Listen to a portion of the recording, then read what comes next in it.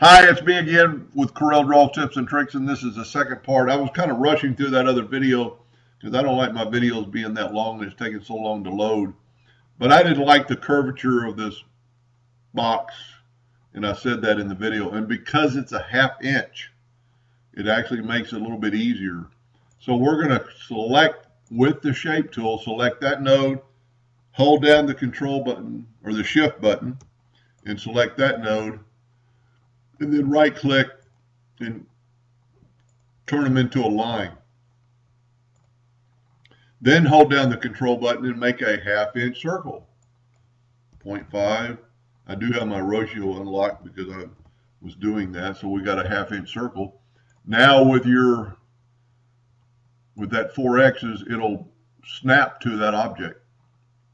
It might be a little bit bigger than the other one, but we could very easily take the virtual segment delete key and get rid of that other box and get rid of the inside box.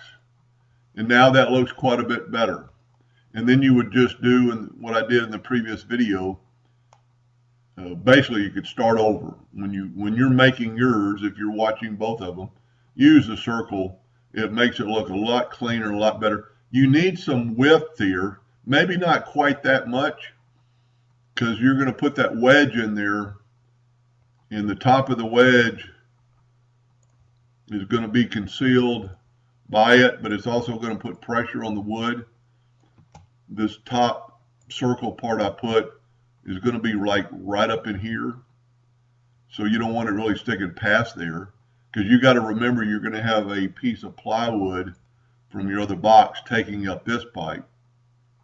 So this is why your plywood is, or this wedge is going to wedge in there, and basically, and I failed to mention in the video that the person who wanted this to know how to do this, so she could readily take it apart very easily and slap it right back together. I used to make birdhouses like this just for kind of fun, but you could do this with 1/8 inch plywood. You could do it with 1/4 inch MDF, and you could make multiple shelves. You could do the same thing we did here and put another layer very easily by just indexing these lines over.